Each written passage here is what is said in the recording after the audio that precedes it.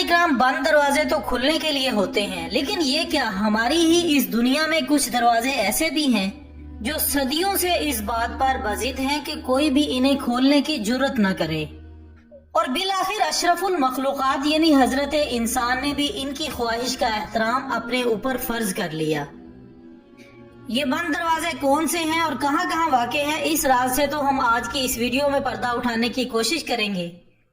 لیکن اس دلچسپ سٹوری کے آغاز سے قبل ہم اپنے ناظرین کو بتاتے چلیں کہ اس نقاب گشائی کے پیچھے یوٹیوب کے اس منفرد چینل بات ہے، جس کی متحرک ٹیم نے مسلسل جدوجہد کے بعد آپ کے لیے خاص طور پر یہ ویڈیو تشکیل دی ہے۔ موضوع خواتین و حضرات، عام مشاہدے کے مطابق عموماً کوئی بھی عمارت اور خاص طور پر بڑے ہوٹلوں کی پہچان ان میں موجود سہولتوں یا طرز تعمیر کے علاوہ ان کی وسعت اور جدت کو بھی مانا جاتا ہے، لیکن شاید آپ میں سے اکثر دوستوں کے لیے یہ ایک نئی بات ہو کہ کینیڈا میں ایک ایسا ہوٹل بھی ہے جو ان تمام خوبیوں کے باوجود اپنے دامن میں سنبھالے ایک ایسے کمرے کی وجہ سے دنیا بھر میں مشہور ہے، جس کو کھولے ہوئے ایک زمانہ گزر چکا ہے، لیکن اس ہوٹل کی انتظامیہ اب بھی اس بند دروازے سے ہزاروں ڈالرز کما رہی ہے۔ دوستو، اس ہوٹل کی بالائی منزل پر موجود کمرہ نمبر 873 کے بارے میں بیان کیا جاتا ہے کہ سن 1915 کی ایک شب یہاں ایک نیا شادی شدہ جوڑا مقیم تھا کہ دلہن کسی کام کے سلسلے میں ریسیپشن کی طرف آئی، لیکن سیڑھیوں کے قریب اسے کسی نادیدہ قوت نے دھکا دے کر گرا دیا، جس کی وجہ سے اس کی موقع پر موت ہو گئی، لیکن اس کو ایک عام سا حادثہ سمجھ کر بھلا دیا گیا اور پھر اگلے دن یہی کمرہ ایک اور فیملی کو دے دیا گیا، مگر وہ لوگ بھی کمرے میں گونجنے والی خوفناک آوازوں کی وجہ سے ساری رات سو نہ سکے، حتیٰ کہ کسی غیبی قوت نے اسی دوران کمرے کی دیواروں پر خون کے چھینٹے بھی پھینک دیے، جس سے ماحول مزید خوفناک ہو گیا، اور پھر اگلی صبح ہوٹل انتظامیہ نے ان دھبوں کو دھو کر اس فیملی کو ایک اور کمرے میں شفٹ کر دیا۔ لیکن ناظرین، کمال حیرت کی بات یہ ہے کہ مٹائے ہوئے خون کے وہ نشانات اگلے ہی دن از خود پھر دیواروں پر نمودار ہو گئے، جس کی وجہ سے اس کمرے کو ہمیشہ کے لیے بند کر دیا گیا اور 1915 سے لے کر آج تک اس کمرے کو کبھی نہیں کھولا گیا۔ ناظرین گرامی، اس کے علاوہ 11ویں صدی عیسوی میں بھارت میں تعمیر ہونے والے اس مندر کی کہانی بھی بڑی دلچسپ ہے، جو کہ اگرچہ پرانی طرز تعمیر کا شاہکار ہے، لیکن اس کی اصل پہچان اس کی وہ 7 زیر زمین منزلیں یا کمرے ہیں جو ایک زمانے سے بند پڑے تھے، اور پھر ایک دفعہ سپریم کورٹ آف انڈیا نے یہ حکم دیا کہ ان پراسرار تہہ خانوں کو کھول کر دیکھا جائے کہ ان میں کیا راز دفن ہے، اور جب ان میں سے 5 تہہ خانے کھولے گئے تو کوئی آنکھ ایسی نہ تھی جو ان کے اندر سے نکلنے والی روشنی کو جذب کر سکتی، جو وہاں پر موجود ٹنوں کے حساب سے سونے سے نکل رہی تھی۔ یہ ایک ایسا خزانہ تھا جو اپنی مالیت سے کسی بھی ملک کی معیشت میں ایک نئی روح ڈال سکتا تھا، اور ایک اندازے کے مطابق اس کا 1000 ٹریلین روپے کے برابر تخمینہ بنتا تھا،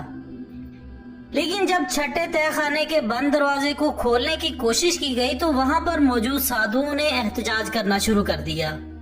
مگر حکومت کے سامنے بھلا کس کی چلتی ہے، سو چھٹے تہہ خانے کو کھولنے کا آغاز کیا گیا، جو کہ لوہے کا بنا ہوا تھا،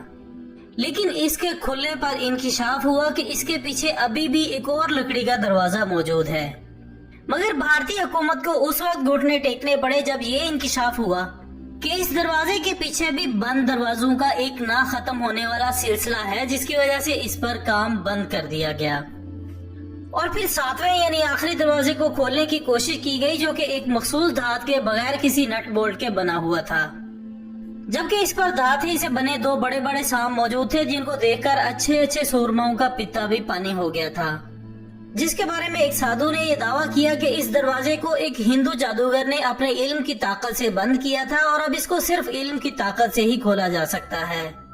جبکہ ایک روایت کے مطابق اس دروازے کو کھولنے کے لیے اب تک لا تعداد ماہرین جادو منتر پڑھ چکے ہیں، لیکن کسی کو بھی کامیابی حاصل نہ ہو سکی، اور یہ بھی کہا جاتا ہے کہ اس کے اندر لا تعداد زہریلے سانپوں کا بسیرا ہے۔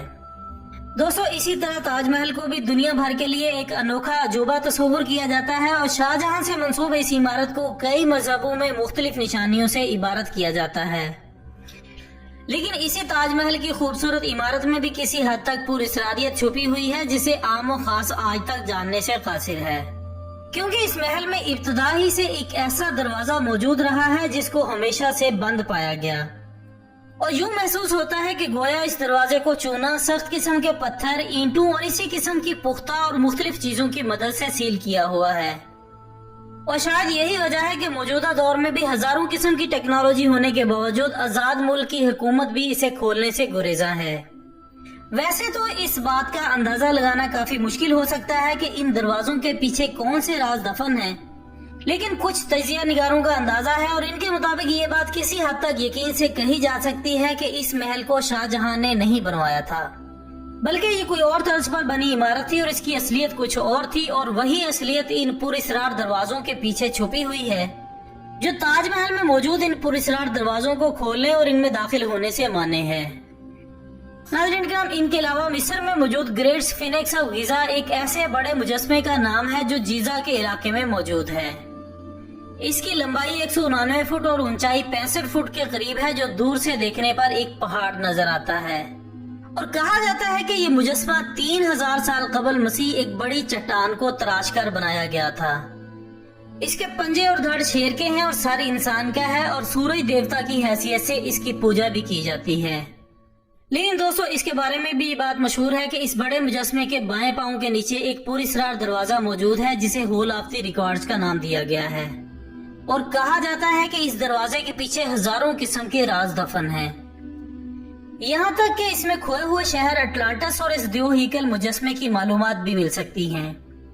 اس کے علاوہ مزید کہا جاتا ہے کہ اس دروازے میں ایسے راز بھی پوشیدہ ہیں جن کا تعلق مصر اور امریکہ کی حکومت سے بھی ہے،